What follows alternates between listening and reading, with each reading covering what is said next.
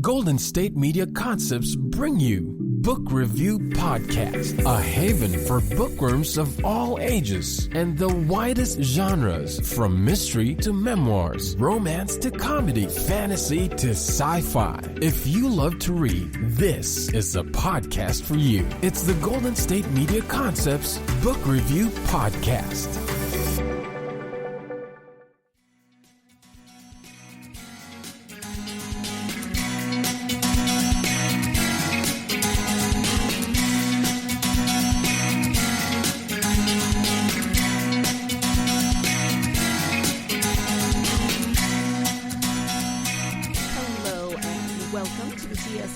Book Review Podcast, brought to you by the GSMC Podcast Network. I am your host, Sarah. Happy Tuesday.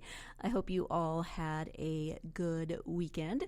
We actually celebrated my hubby's birthday on Saturday, which was fun, but it was, just the two of us staying home as we have been doing.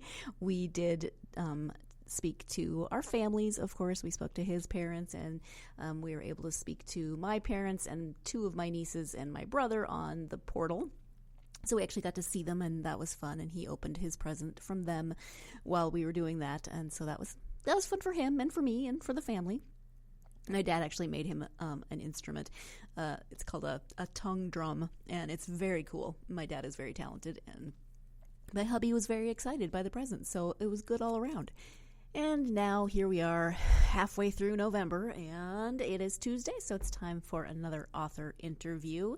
This week I am interviewing Solomon Goldstein-Rose, and his book is called The 100% Solution, a plan for solving climate change. So it's a little bit different than the normal books that I do, nonfiction, very timely topic.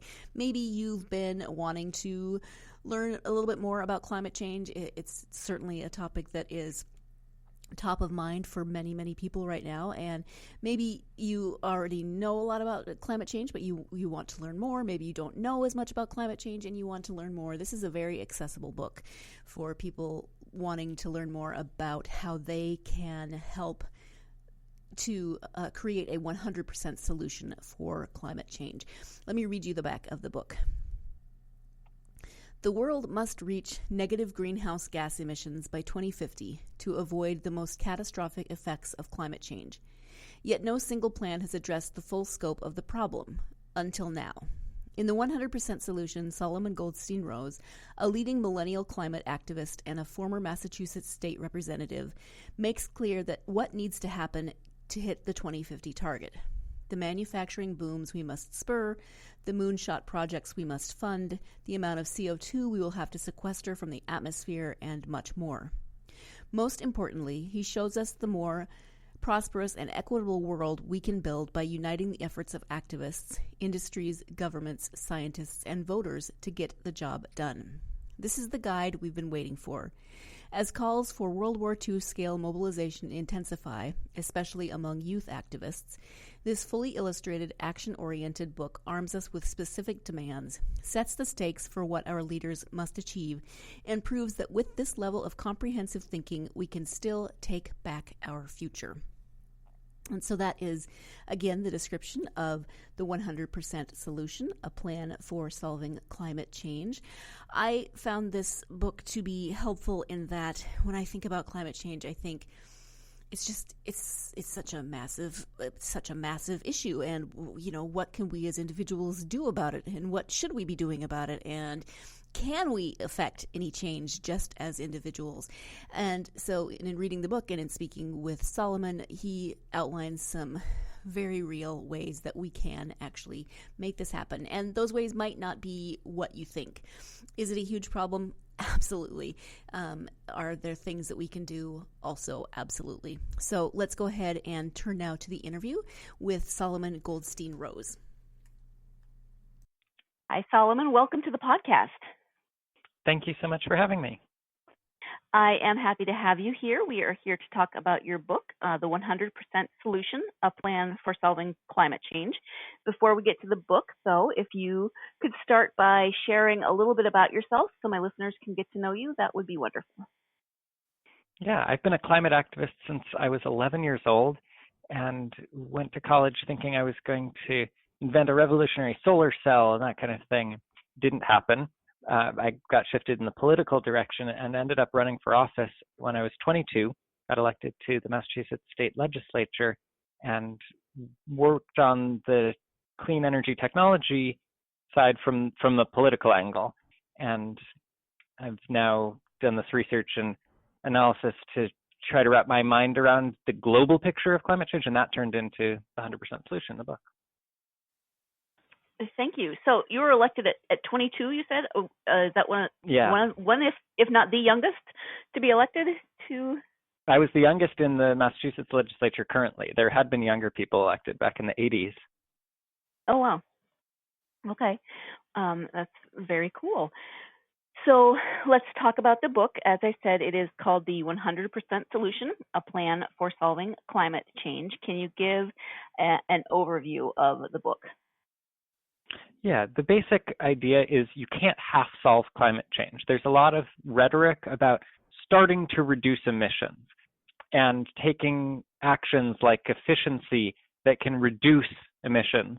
And I make the point that reducing emissions within a system that is causing emissions, like having fewer cars on the road or having those cars be more gas efficient, you're still emitting CO2. And as long as you're emitting greenhouse gases, the problem is getting worse and worse. You can emit way less and you're still making the problem worse because climate change is driven by the levels of greenhouse gases, cumulative levels in the atmosphere, not each year's annual emission. So we need to get all the way to zero, in fact, net negative emissions globally, starting to draw down the levels of greenhouse gases in the atmosphere before we'll see climate change impacts start to lessen.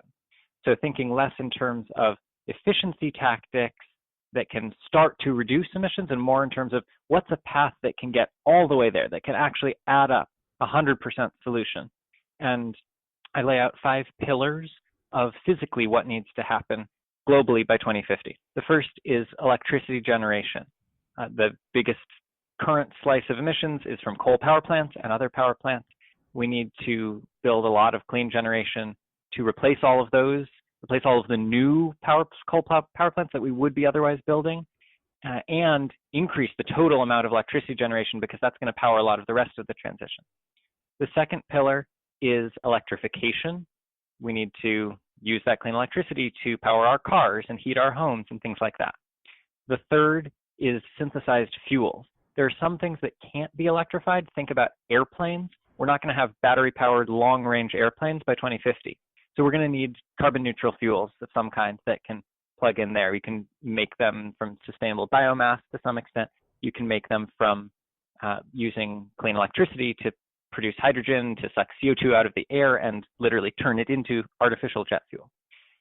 The fourth pillar is non-energy shifts, and this encompasses agriculture and deforestation, which is mostly caused by agriculture. That's a big chunk of emissions that people don't think about as much. We need to change physical practices with agriculture. Some of that is policy enforcement in countries like Brazil to prevent deforestation. And then also there's industrial and process emissions, not burning fossil fuels, but for instance, when you make cement, there's a chemical reaction inherent in turning limestone into cement that releases CO2. And so being able to have different processes that reduce or eliminate those emissions is important there. And then finally, the fifth pillar is sequestration. Remember, I said we need to get to net negative emissions. So we'll eliminate as many emissions as possible. Maybe we'll have a little bit left over. And then we need to get to net zero and get into net negative by removing CO2 from the atmosphere every year.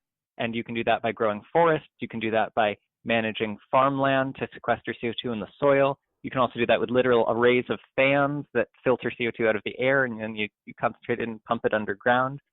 And there are various other methods that we'll need to use basically all of as much as possible with near zero emissions from all of the physical conversion in the energy system and agricultural practices if we're going to see after 2050 a lessening of climate change impacts eventually.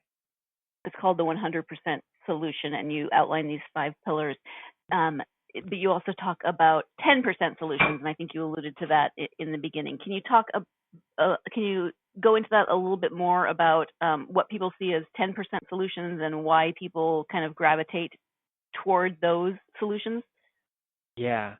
So there are a lot of things that we can do that would start to reduce emissions. For instance, if you build a bunch of solar farms, that reduces emissions because you run your gas power plants a little less. When the solar is producing, the gas power plants run less or don't run. So that's good in the short term. But if you take that to the extreme of building as many solar plants as possible and shutting down all of your gas plants, you wouldn't have electricity at night. So the engineering-wise, the 10% solution of reducing emissions maybe 10% if you built tons of solar and ran gas plants less, versus the 100% solution of fully shutting down gas plants, they're not the same engineering-wise. You have to have a different component to the system, in this case, batteries or a backup carbon-neutral power plant to run at nighttime to balance the solar. Or you have to have a ginormous grid that can take solar from where it's still light into evening or nighttime elsewhere. So you don't have to do that for the 10% solution. You do have to do that for the 100% solution. And so in terms of starting to reduce emissions, there are a lot of things like that we think of, a lot of things about, more efficiency in industrial processes or in vehicles, or personal efficiency choices to getting people to conserve energy. These things can start to reduce emissions, but they physically can't add up to getting to zero emissions. And so what we need to be thinking about instead is replacing physical systems that emit greenhouse gases with physical systems that don't emit greenhouse gases, that accomplish the same process, that get you from point A to point B, or that heat your home, or whatever the goal is that you want, the energy service. We need to do the same thing with physical equipment that doesn't emit greenhouse gases. That conversion is basically the process of solving climate change. It's time to take our first break of the podcast. When we come back, Solomon will be outlining and differentiating a little bit more between the 10% solution, the 100% solution, what people think those things encompass, what we can do to move more toward the 100% solution, etc. So stay tuned. You're listening to the GSMC Book Review Podcast, and I will be right back. Do you want to be healthier, yet you just don't know what to do? All these shows telling you this and that, but nothing seems to work. Well, listen close. Golden State Media Concepts has got something great for you. The Health and Wellness Podcast dedicated to workout trends, healthy eating habits, diet, and everything about healthy living. Join us in our banters as we help you not just live life to the fullest, but live it to the healthiest.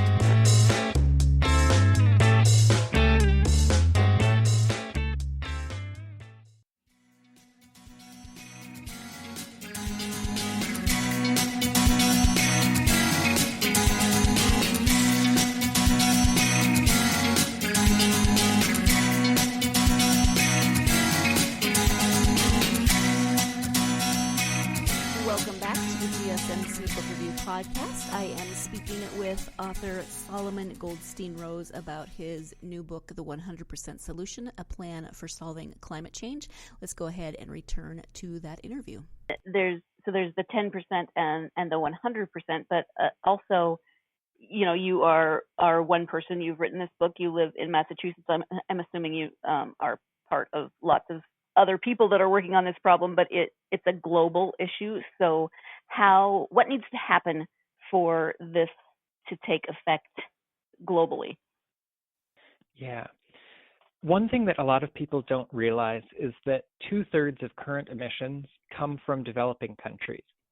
Places like China, India, Indonesia, places that are fast growing have gotten to be middle income on the global scale now. And actually most of the increase in emissions worldwide is not from, the increase is not from the richer countries. It's also not from places with large population growth. It's from these middle income countries where people are getting new access to energy, which is wonderful. That's powering, people being able to have better education and commerce and medicine. It's an important part of eliminating poverty globally, is people getting new access to energy. So we need to power that without fossil fuels.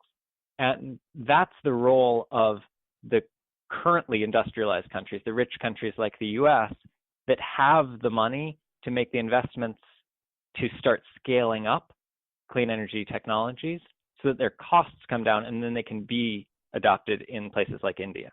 Right now, an electric car has lower operating costs than a gas car, but it costs so much more upfront that it's not economical for most people, especially people in developing countries, to afford. And governments in developing countries often don't have the amount of capital to make or force this kind of shift. It's economically impossible. But if a country like the US says, we're going to go all in on electric cars, we're going to start manufacturing tons of them. Think about how many electric cars we've ever manufactured versus how many gas cars we've ever manufactured. It's not very surprising that electric cars cost a lot more still. So if we scale up electric car manufacturing, their costs will come down. And once they come down somewhat, they'll be clearly cheaper to operate.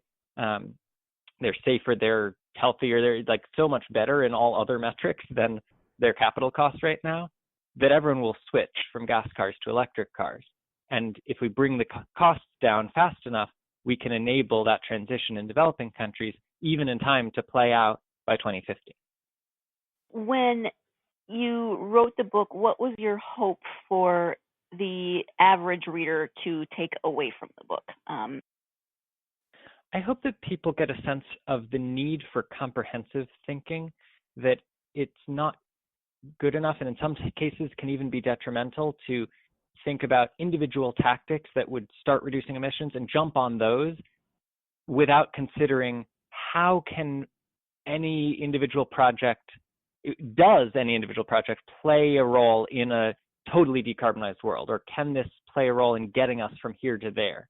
So for people engaging with political discourse, this becomes a rubric, if you will, for evaluating policy proposals and candidates' rhetoric. And we can see, are people serious about solving climate change? Are they understanding the global nature of solutions and the full scope and scale of what has to happen?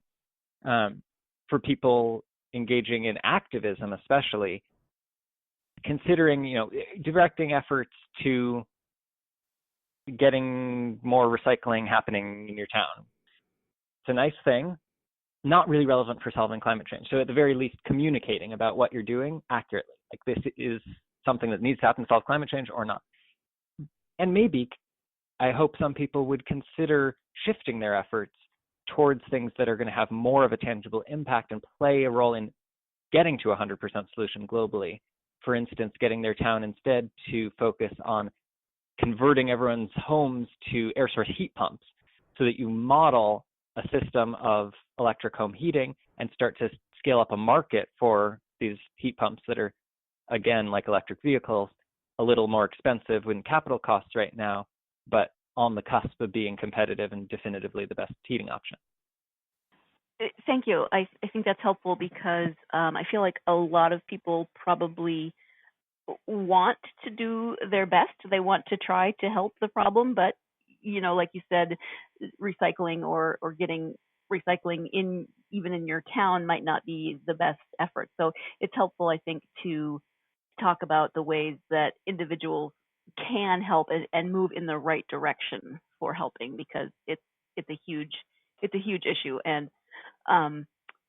what would you say to someone who was kind of at their starting point? They want to help, they want to move in that right direction, but they look at the problem and just think, it's too big. It can't happen in 30 years. I don't even know where to start. Where would you tell them to start?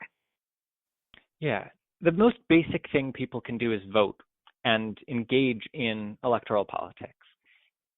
The next thing is support movements or organizations like the Sunrise Movement and other climate advocacy groups that have places for people to plug in. Even if you've never done any political advocacy before, you can say, yeah, I want to volunteer, an hour, or I want to donate $10, or I want to get trained and become a really active volunteer and spend tons of time on this. These organizations have training mechanisms. They have a strategy for building political power and forcing climate change to the top of the policy agenda that actually the youth climate groups in the last couple of years have really done successfully, and that's amazingly exciting. But people need to feel less individually responsible for climate change. It's not your fault it's not your responsibility to eliminate your own carbon footprint. In fact, you can't. You might not, unless you're reasonably wealthy, you probably can't afford to convert your entire house to electric stuff and buy an electric vehicle and everything. So maybe you can't afford to do that. But even if you can, the electricity you're buying is still coming from the grid of a whole region, and there are fossil fuel power plants and that. This is something that we are all collectively responsible for as a problem and as the solution. And rather than thinking about your personal carbon footprint, which can be stressful and unproductive, think about what role might you be able to play in shifting the politics of climate change. Can you talk to people and get them thinking about how exciting clean energy systems are and how much more prosperous and equitable a decarbonized world would be? Can you reach out to politicians and pressure them to make this a priority? Playing our individual roles in shifting, especially government systems, to take bold collective action, but also companies can take pretty bold action, and all levels of government can take action. Playing our individual roles in driving that collective action is the way I think we should first and foremost frame our approach to our responsibility around climate change. But what about the people who don't actually think climate change is real? Where, how do we approach this? How do we make a difference when there are large segments of the population who just don't think it's something to worry about? More and more people have accepted that climate science is real and it's an important issue. We've seen, for one, young people, regardless of their political affiliation, tend to care about this issue. Even older Republicans now in the U.S. have started to come around. And in fact, as the Sunrise Movement and other youth groups have promoted the Green New Deal and bold climate action on the left, the Republicans' response has been to start accepting we need to do something about climate change and say, that's not what we should do. Here's our version. And their proposals don't whatsoever add up yet, but at least they're talking in that realm. So that's become more positive. What I've found is that engaging with people who might be climate deniers or might just not care about the issue, or might realize that we need to do something about the issue, but have an inherent wariness towards action. There's a lot of connotation that climate action equals sacrifice. It goes back, I think, to the older environmental movement where we were supposed to go smaller with everything, no large industrial infrastructure, consume less. That's not actually what's relevant to solving climate change. We don't need to consume less, we need to consume with different equipment. And so a lot of people are wary, whether they're outright climate deniers or not.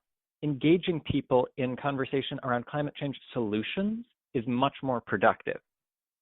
They don't actually need to believe in climate science to acknowledge that having cheaper energy, healthier cars, healthier home heating, cleaner air, more sustainable agriculture that's resilient to floods, etc.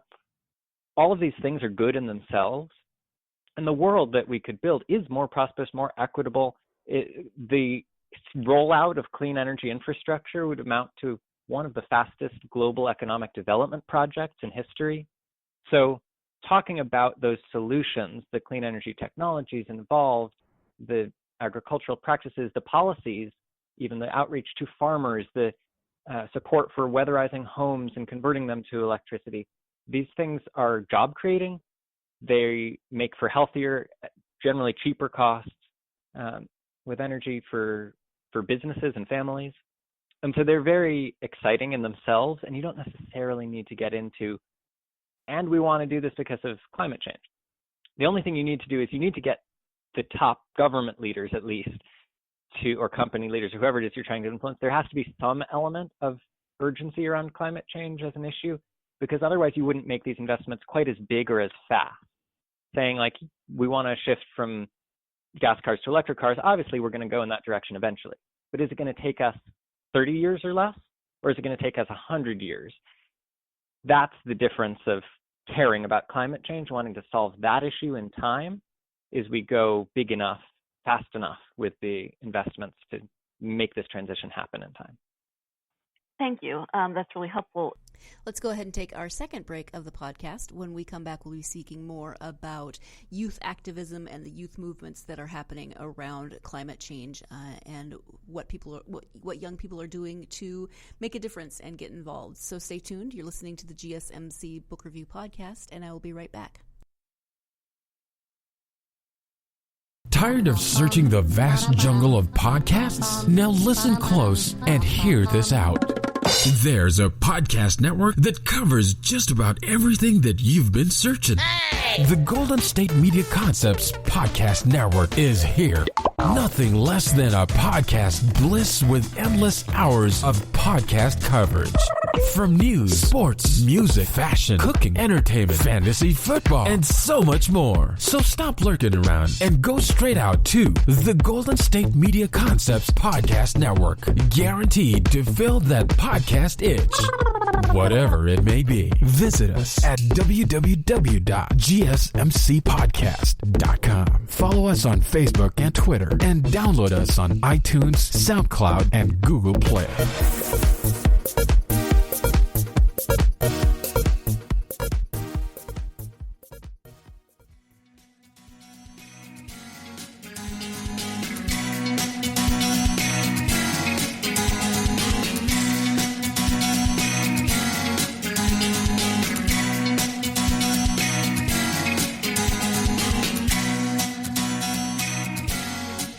Welcome back to the GSMC Book Review Podcast. Let's go ahead and return to the interview with Solomon Goldstein-Rose.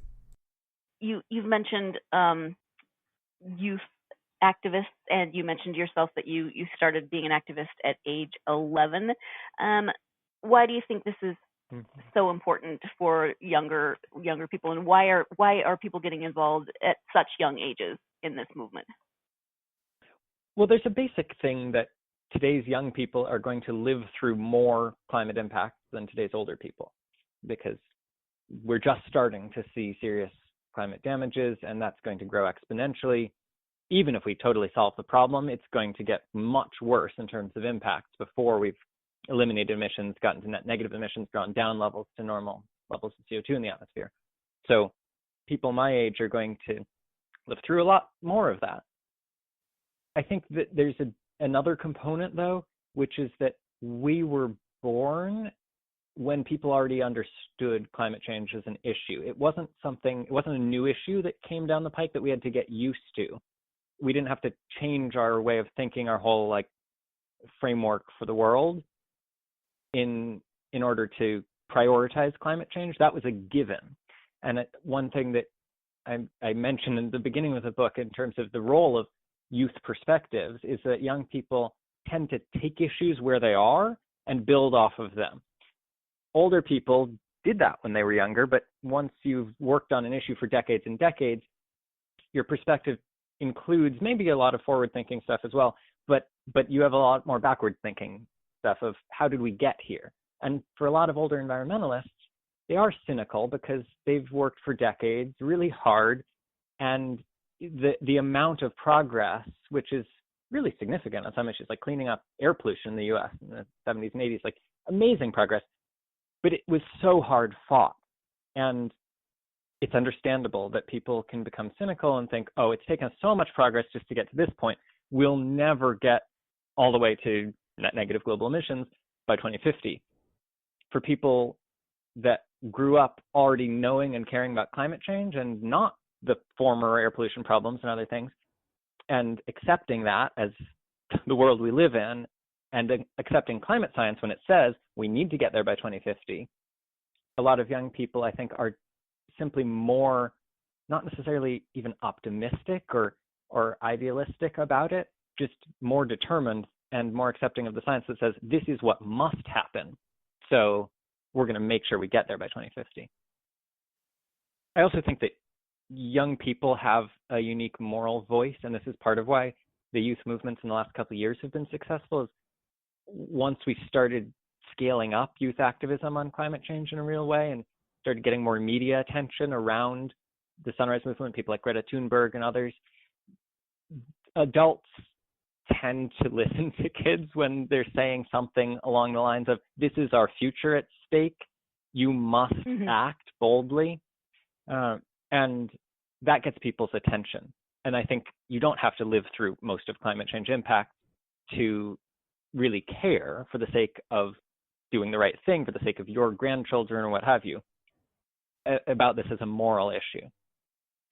There are illustrations and graphs and charts and those things throughout the book. Not your usual graphs and charts, though. They're a lot more engaging, I would say. And so can you talk about the illustrator and why you chose to have illustrations of this type?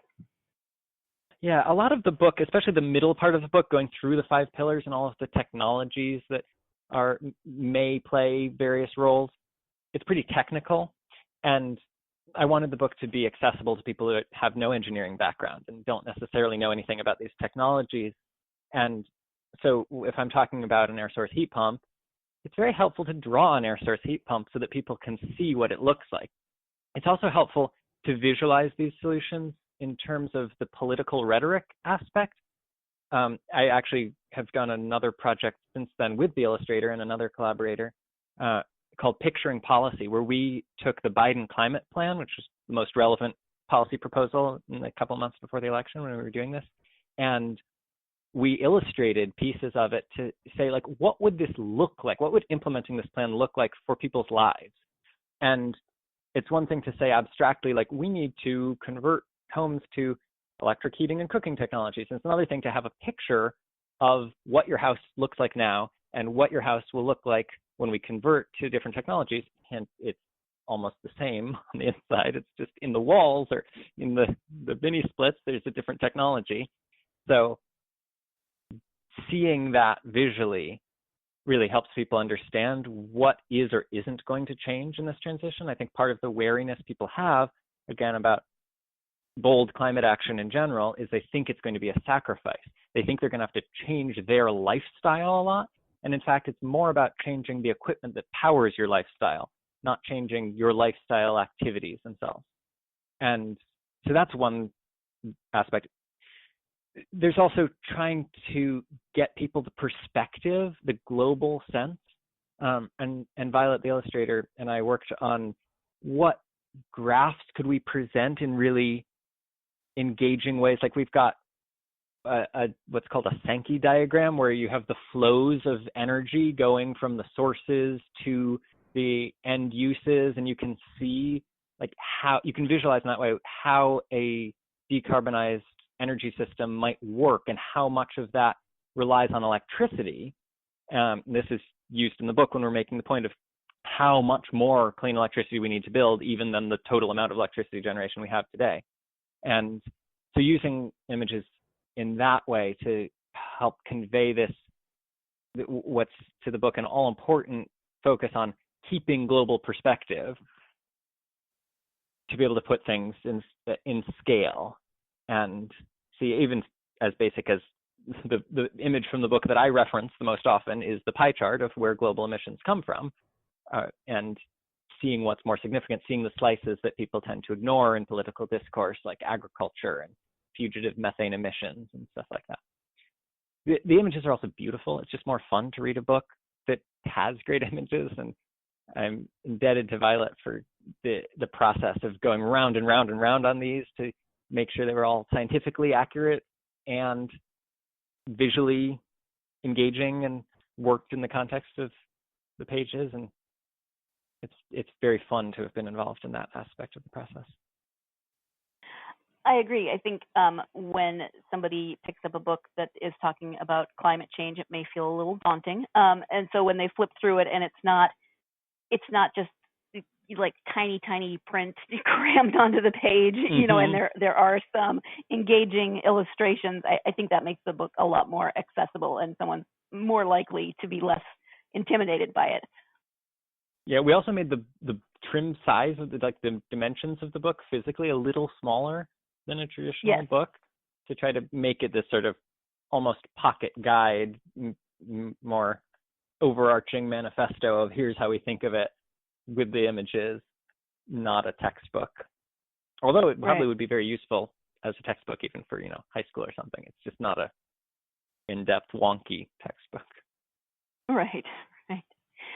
You've been working on this issue for a long time and working very closely with the issue. So I imagine you came into writing this book already with a lot of the knowledge. But how much research did you need to do to write the book?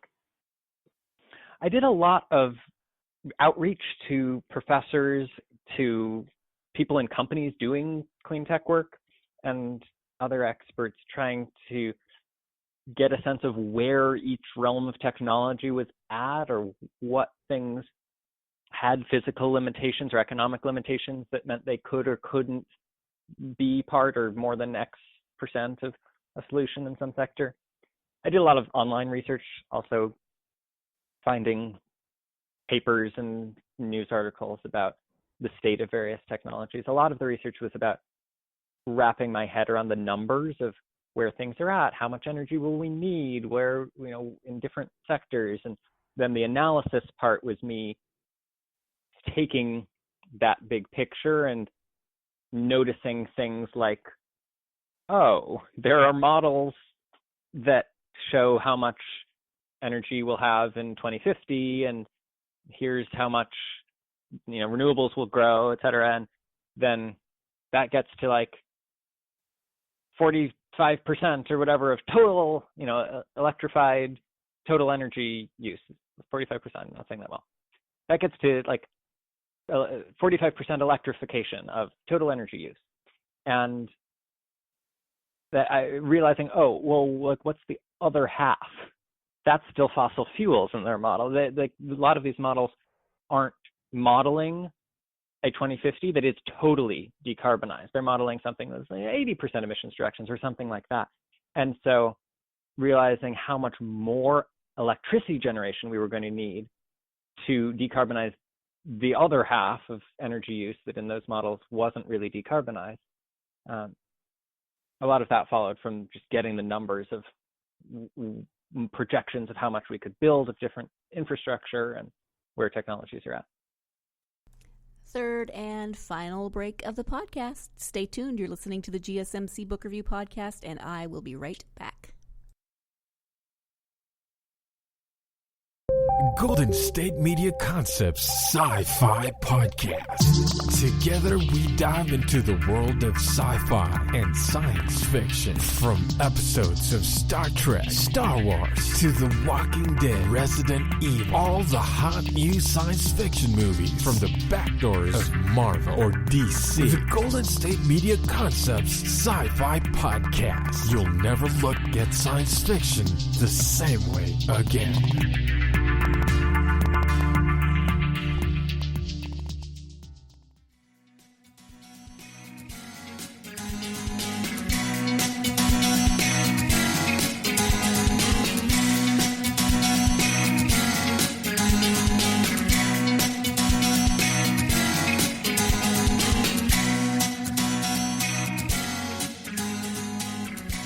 Welcome back to the GSMC Book Review Podcast and the conclusion of my interview with author Solomon Goldstein-Rose. Do you think that you will write another book? I don't know. Good answer. Right? Yeah. I'm really focused on the political side right now, figuring out where I might fit in at any level, national or state or global, in getting large entities like the U.S. federal government to really take the steps that are needed to get us on a track that we at least have a good chance of reaching 100% solution by 2050. And the nice thing is that since I started the research, even since the text of the book was finalized, political discourse in the U.S. has progressed a lot. As I've mentioned, Sunrise Movement and other youth groups have, in the last 2 years, almost all of a sudden brought climate change way to the top of the agenda. That's really great. There are groups like Evergreen Action now that are solely dedicated to making climate change the top priority for the new administration, which is wonderful. And the new administration, the Biden climate plan, was really good, and all of the presidential campaign climate plans were way many steps ahead of what any candidate had put out before or what the Obama administration had tried, certainly very far ahead of where we are now after the last 4 years. So I think that we have a really strong potential for bold political action, but I think there are still gaps in how much is it actually going to be prioritized, or will people be focusing on starting to reduce emissions and efficiency tactics versus getting on a track to totally eliminate emissions by 2050.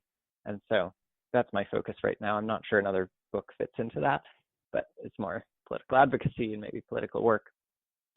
Mm-hmm.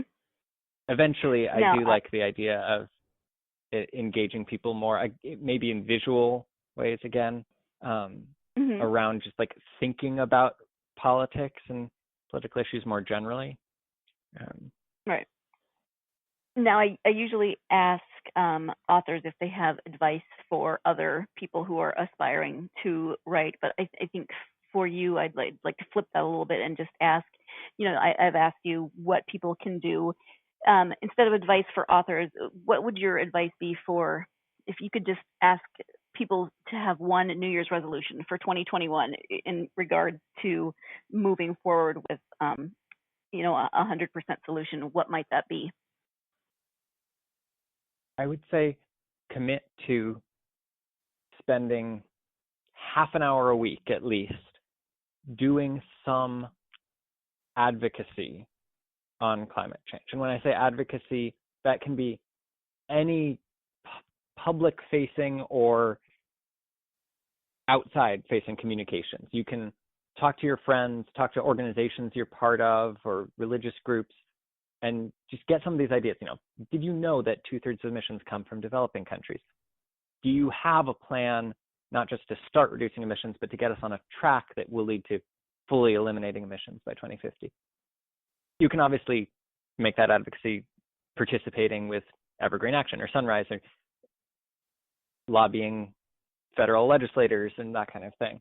But what we need, I think, more than anything in the political realm right now is for more people to be vocally excited about climate change solutions.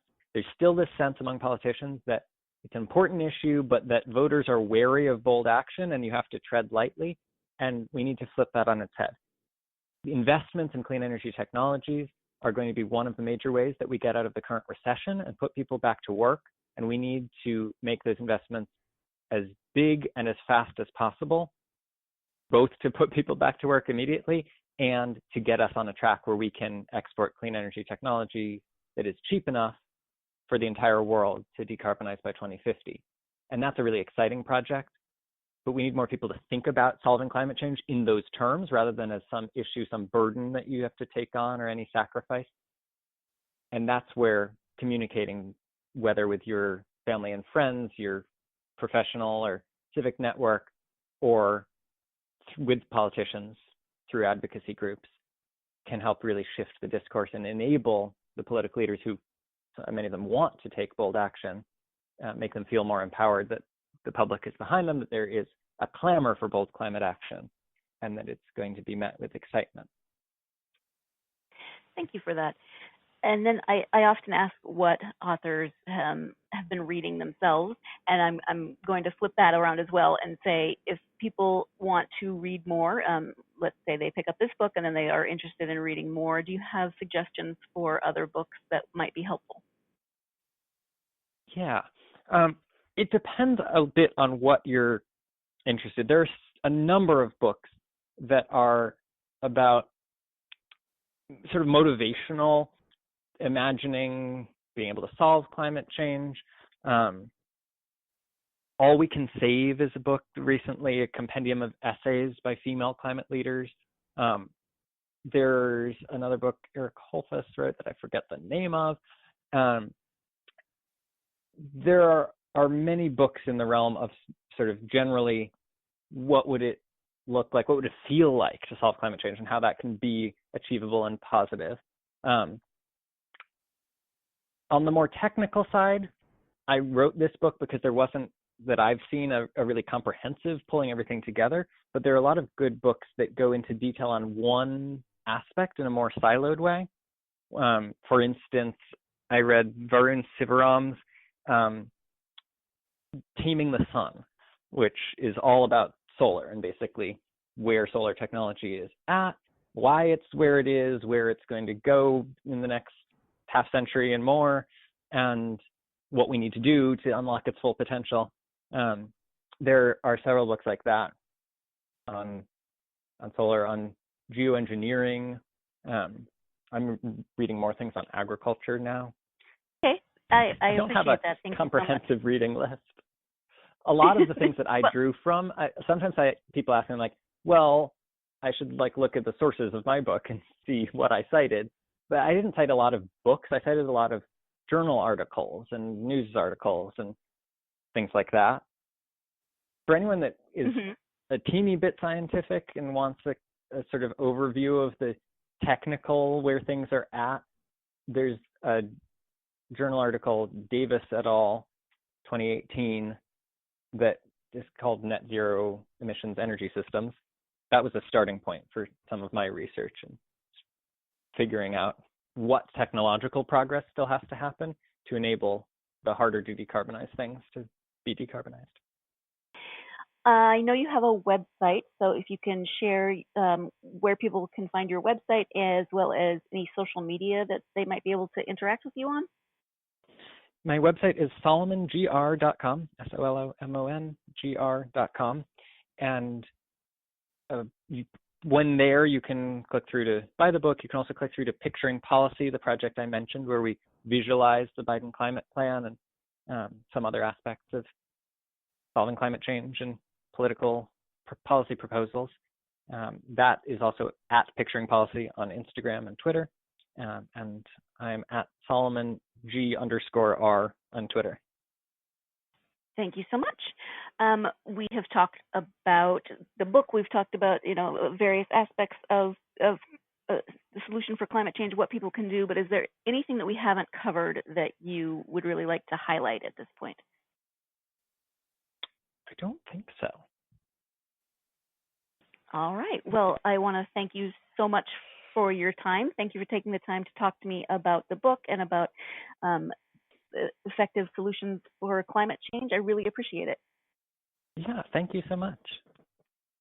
Thank you once again to Solomon for joining me to talk about not only the book, the 100% Solution, but also some practical things that each of us can do, even as individuals, to be part of the solution for climate change. And, like I said earlier, it might not have been what you thought, but there are things that we as average citizens can do and should do. So I know that I'm going to be looking into this more fully, and hopefully it has sparked some thoughts in your mind, and maybe you would like to read the whole book and know about the entirety of this plan that Solomon proposes. It's pretty amazing that he's only 26. He's already served in the Massachusetts legislature. He's already written this book. He certainly has done a lot more than I did at the age of 26, so that is very amazing, and I really enjoyed speaking with him.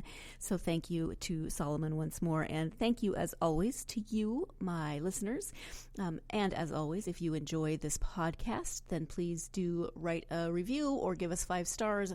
Both are extraordinarily helpful to getting this podcast to more listeners and more book lovers. Also follow us on social media, Facebook, Instagram, and Twitter, GSMC Book Review Podcast. You can find us, and I would love to hear from you and answer any questions that you might have or hear what you're reading. I love to hear from listeners. I hope you're having a good week so far, and I hope that you will join me again for Friday's podcast when I will be speaking with Michelle Cameron about her book, Beyond the Ghetto Gates. This is another historical fiction novel. It is set in 1796. It is set in the Napoleonic era, and I learned something new about Napoleon from this book and from speaking with Michelle. So if you are interested in Napoleon, or if you're interested in Jewish history, or if you're interested in historical fiction, I mean, there's lots to recommend for this book. So join me on Friday for that interview with Michelle Cameron. In the meantime, I hope you are having again a wonderful week, and I hope this week is providing you plenty of time to get yourself lost in a good book. Be safe. You've been listening to the Golden State Media Concepts Book Review Podcast, part of the Golden State Media Concepts Podcast Network. You can find this show and others like it at www.gsmcpodcast.com. Download our podcast on iTunes, Stitcher, SoundCloud, and Google Play. Just type in GSMC to find all the shows from the Golden State Media Concepts Podcast Network, from movies to music, from sports to entertainment, and even weird news. You can also follow us on Twitter and on Facebook. Thank you, and we hope you have enjoyed today's program.